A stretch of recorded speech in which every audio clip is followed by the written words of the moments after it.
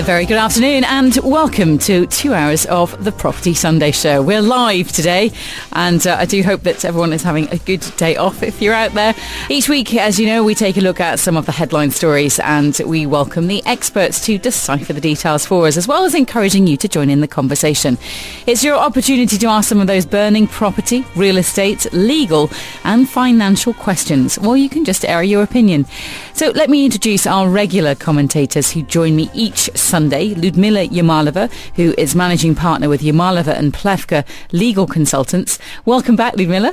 Great to be back. It's been piling up. We've got 1,000,001 stories. Indeed, I think we want to talk to you about. We've missed you. Thank you. I've missed you as well. What are some of your top stories?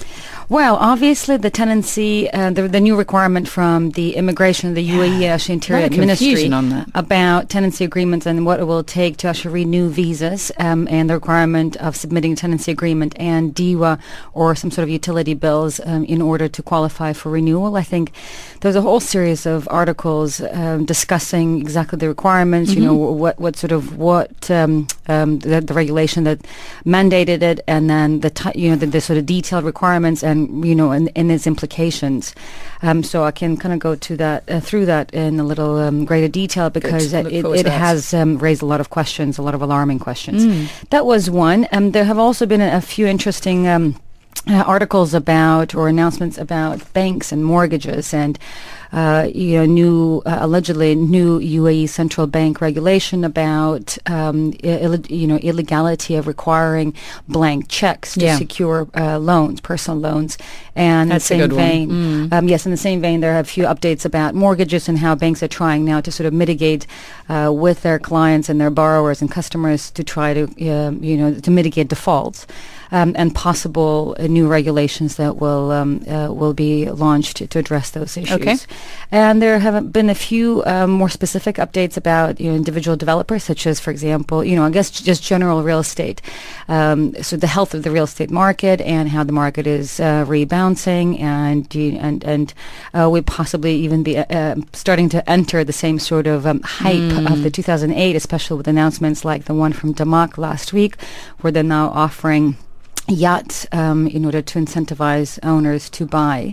Also, there was an interesting article about MR joining the initiative on stalled projects, Nakil selling land to extend villa gardens on the Palm, and another one interesting with an Indian developer coming into Dubai and developing two new projects. Yeah, sort of the lower income project. So, lots of stories. How long have we got? Not long enough, ever. And we never do. But we look time forward permits, to, yes, we'll I'll get through however many we can. Great. Thank you, Ludmila. I look forward to getting the details of those. And as always, as mentioned, Ludmila's happy to answer some of your legal questions as well, if you have any. Well, over to Mike Small of VSM Consulting. Great to have you back on the show as well, Mike. Good to see you. Thank you very much. Good to see you. Armed with the pink pages, as always. I've got the pink pages. Look. Yep. Oh, you've got one. I've got one as well. I love. Done. I've gone more for the arts and life section this week. Oh, you should just ask me. I've got that every week. 'Cause I don't read that one. You can. Oh, do you? I love it because it was how to spend it this weekend, so I got it. But Tyler Brûlé, read his column. Very good. Love his column. But he has an interesting one, and I might ask you to see a little bit of a quiz question later on. Apparently, coming out in Monocle, I think this weekend, is their annual quality of life rankings for the world's major cities. So I could put the question out straight away. Which city do you think ranked number one out of 25? Any clues? Depends who paid the most to the organisers. Oh, cynical. Who have we seen in the last year? Was it Sydney was one? Yeah, normally it's Geneva. Nope. Can be up in Scandinavia. Can be Canada at the moment. Yeah, kind of. Yeah, you're more in the right area. What do you think? Which country ranked number one for Monocle's quality of life rankings for the world's major cities? We'll go through that a little bit later. What have you got, Mike? Me? To add to Ludmila's 8 hours, I've got 14 hours. So I reckon we'll be here for a 24-hour marathon. Oh my gosh. I've got so much. I mean, anyone who's only got to watch the news to know that there is so much going on. I mean, I'm not interested in the Greek election today. It's irrelevant. Well, it's totally this evening, isn't it? But it's totally irrelevant. It doesn't matter what they vote. They're bust. So Spain, so's Portugal, so's Ireland. But surely it's going to have an impact, though, on the other European countries. No, it's just going to have an impact on traders in the market who will take it one way or the other. They'll make some money and the governments will pay up again and the taxpayers will pay the governments and everyone will go back to where they were, with Greece bust, Spain bust, Ireland bust, and France on its way.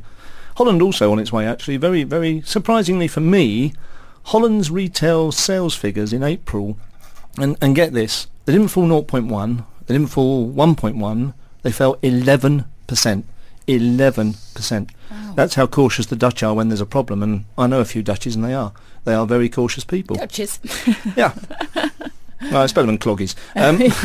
But no, I love the Dutch, except for their football team, which have suffered very badly, I'm afraid, which is very surprising. But well, I've Greece, although sorry, yeah, go on. You've got to mention that Greece won. Greece, well, I tell you what, the real catch is the next round. Greece will now play Germany. Ooh. Oh, there's your battle. There's your Euroland meeting each other. Who gets what? Who wins the prize? Who gets the money? Greece or Germany? Oh, dear. So, yeah, I know loads of stories, Mike. We've got a great clip as well by Nigel I hope you Farage. can play that. Yes. It's fantastic. And he it's just sums it apt. all up, doesn't he? He does. He's a brilliant speaker. Forget his politics. Don't worry that he's UKIP. Just forget that. Just listen to what he's saying about the economy, because that's all he's saying. There's no politics in it. It's just pure economics. Yeah. And it's beautiful. We'll play that out a little bit later on in the show as well. Thank you, Mike. And let's also welcome our guest today. In fact, we're welcoming back to the Property Show Douglas Ralph, who is Managing Director of Snag and Inspect. Welcome to the programme. Thank you. Good to see you. Good to see you again. Have you been busy? We are. Yeah. Business has actually picked up greatly. The large projects being handed over recently. Nikhil's now doing Jumeirah Park. We have financial institutes that are starting to inquiry for inspections for their properties. And the Strata Global, or the handover requirements for Owners Association, is now getting more in swing, and the bank's accounts are being opened, so money is being freed up to start doing the proper handovers. Okay. So, in fact, before we get into all of those, just tell us a little bit about Snag and Inspect, Doug.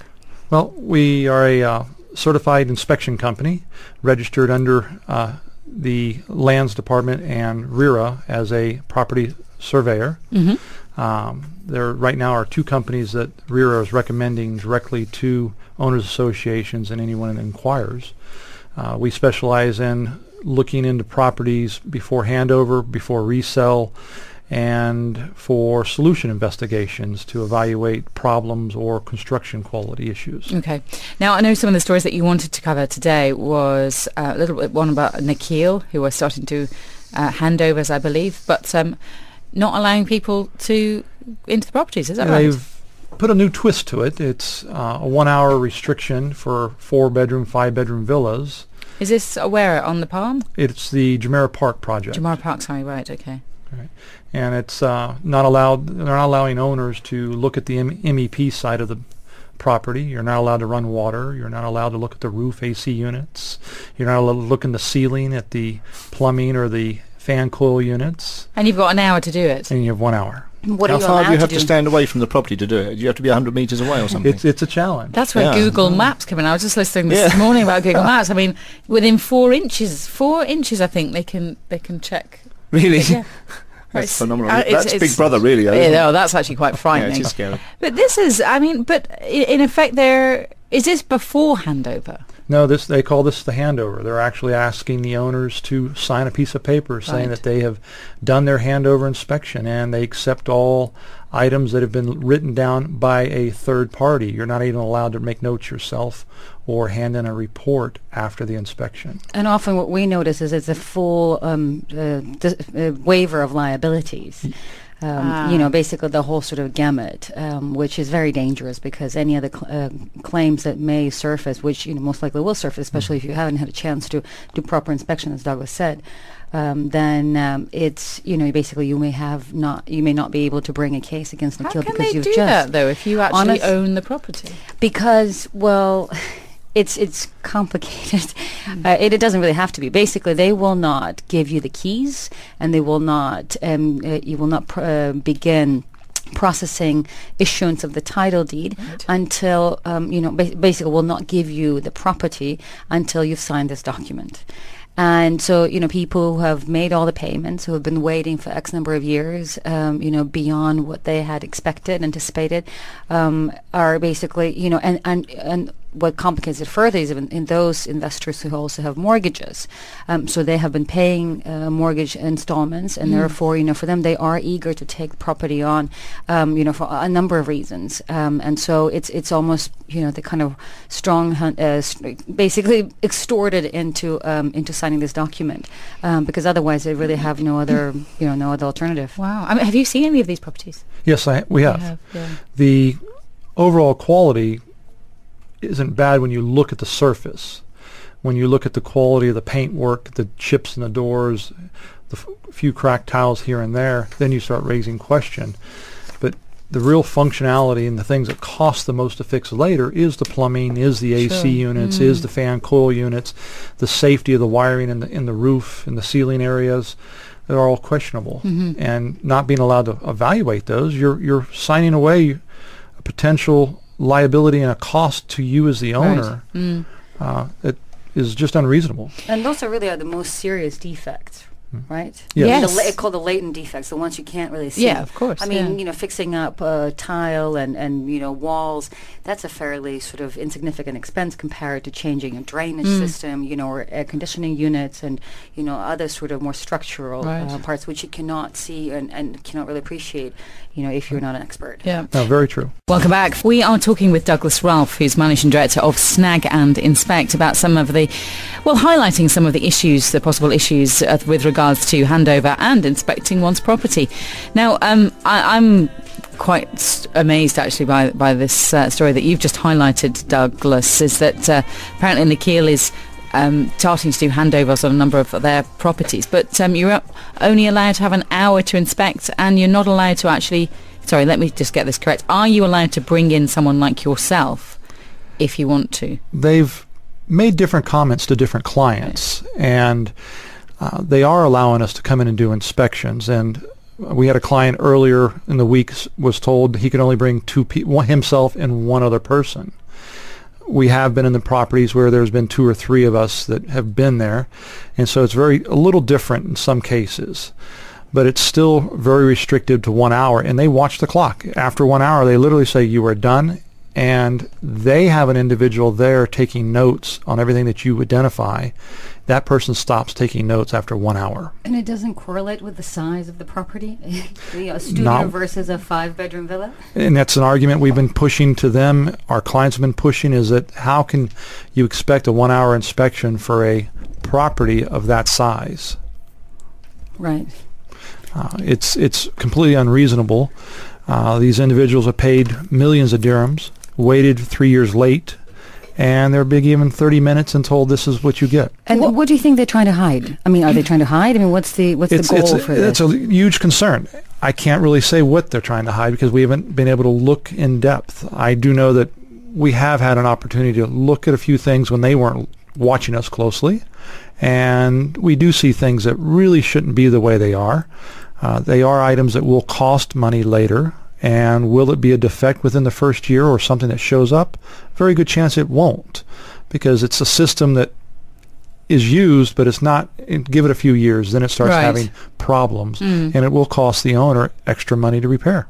What can you do in an hour? It's extremely difficult. It's a surface inspection. You look at the windows, make sure they close and lock properly. They seal the doors, the floors, the walls, the cabinetry, and the ceiling of the bathtub, the caulking around the edge of the bathtub, and the toilets, how they sit on the floor, because you're not allowed to run water. And what are some of the most